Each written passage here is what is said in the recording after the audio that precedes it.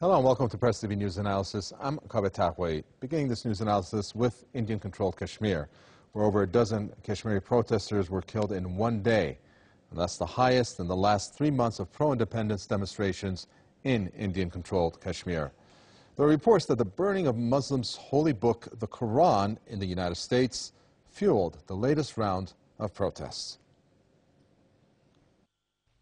Police say that it's the worst day of violence since mass demonstrations against Indian rule began 3 months ago. Security forces opened fire on tens of thousands of protesters in the Budgam and Tangmarg areas. We're fueled by alleged desecration of Quran in the United States. Major incidents happened in Tangmarg town where police opened fire, and according to police sources, around 5 people were killed in that particular area. And later, this violence spread around the region. And I can tell you that the pro-independence leaders had already called for a march towards the local United Nations office today. In wake of that as well, people also took to streets protesting against the Indian rule in Kashmir. Police say that it's the worst day of violence since mass demonstrations against Indian rule began 3 months ago. Security forces opened fire on tens of thousands of protesters in the Budgam and Tangmarg areas. The protests were particularly intense following the news of the desecration of the Quran in the U.S. Tens of thousands of people were out in the streets protesting against Indian rule. On Sunday, India imposed a curfew in many areas of Kashmir, but people have been taken to the streets across the region despite the rolling curfews. The latest round of public outrage began after a government forces tear gas grenade killed a teenager back in June. Scores of protesters and bystanders have lost their lives during the unrest. Each death has triggered further protests in defiance of strict all-day curfews. Tens of thousands of people have been killed in 2 decades of anti-Indian rule unrest in Muslim-majority Kashmir. The region is divided between India and Pakistan by a ceasefire line monitored by the United Nations and claimed by both. 2 wars have been fought by India and Pakistan over Kashmir since Islamabad's independence back in 1947, and now analysts fear that rising tensions may trigger another conflict in the region. Well, we're going to discuss this more. Joining us from London, we have Muzammil Ayub Thakur, who's the Executive Director of the World Kashmir Students Association, joining us. Muzammil Ayub Thakur, thanks for joining us in this Press TV News Analysis. Now, this time around, the deaths are alarmingly high for one day. I'm sure you've heard some reports indicating this may be, in part, attributed to protests over the burning of Muslims' holy book, the Quran, in the United States. In your opinion, do you think that's the case, or have Indian forces actually upped their force on the protesters? India have simply found another reason to start killing Kashmiris again. It's as simple as that. They have found the fact that people's sentiments, they have made this issue a communal issue, whereas Kashmiris generally are not communal people. We are a very civilized race. We have been, our entire history is based on the fact that we have a Sufi mentality, a Sufi culture. We do not have the mannerisms of those that India do. India have recently, I think they put another 2,000 forces inside Kashmir. This issue in America, obviously it is a sensitive topic. It's a religious issue. 95% of the people in Kashmir are Muslims, and therefore it is a sensitive issue. But that is no reason to shoot them, to kill them. I have friends there that were in the situation in the area itself, and they mentioned to me that nearly 30 people themselves, they saw nearly 30 people being killed and scores being injured. The army, the police, they do not allow anyone to go to the hospital. They do not allow anyone to receive aid. They do not allow anyone to move. They're simply irrationally killing people. This is a form of genocide. And unfortunately, recently, Press TV have been doing a wonderful job in reporting the issues in Kashmir. And then India have banned Press TV in Kashmir as well. What kind of democracy is this? It's a fake democracy. Complete genocide in Kashmir. Human rights violations in Kashmir. And now there is a media gag in Kashmir, not just because of local media, but even international media. Such TV stations such as Press TV, which are doing a wonderful job. Unfortunately, India are not allowing anyone to view the realities inside Indian-occupied Kashmir. They do not wish anyone to realize that there are human rights violations going on. They do not wish anyone to realize that there are draconian laws being issued. They do not wish to show anyone the fact that people are uprising against this oppression, this severe oppression. where many people around the world have also supported various causes, for example, the Palestinian cause, for example, the Kosovan cause. It is high time that the international community focuses their attention on Kashmir. Otherwise, India must face the repercussions of the Kashmiri people. We are a peaceful nation, but you cannot back us into a corner for the rest of our lives. 63 years have gone by. The desecration of the Holy Quran is a small issue in this situation in Kashmir. It just was touching the nerves of the Kashmiri people, and obviously, as you can see afterwards, people were raising pro-freedom slogans. It is simply a mask over the world's and international community's eyes to show that Kashmiris are a communal people. We are not a communal people. We are a very, very human-natured kind of people. We are sensitive people. We are welcoming to outsiders. We are welcoming to our own people. But unfortunately, India seems to be murdering us mercilessly, committing genocide. Where is the international media? Where are the international legends? People like Nelson Mandela, people like Desmond Tutu. Where is Tony Blair, who advocates human rights, who advocates the peace in the Middle East? Where is everyone else in the world? Why is it that only I see Press TV are doing the only decent job out there? And now even Press TV are being banned inside Kashmir. Where is the world? Well, that is the question, isn't it? I mean, it does appear that the world community actually is maintaining somewhat of a guilty silence over the issue of Kashmir.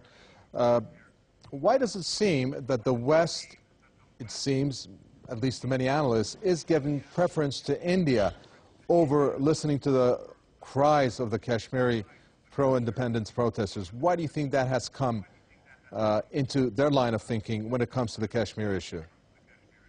I feel that they are, if anything, they are more economic reasons than anything else.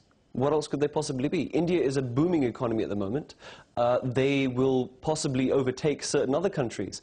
I mean, if you look at the raw materials that India have, if you look at the army that India have, the West obviously would consider, for military purposes, India is a perfect location. You have the Afghan issue, you have the issues in Iraq, you have the Chinese problem for the Americans, for the West. You have economic turbulence in this time, in this troubled time, economic times.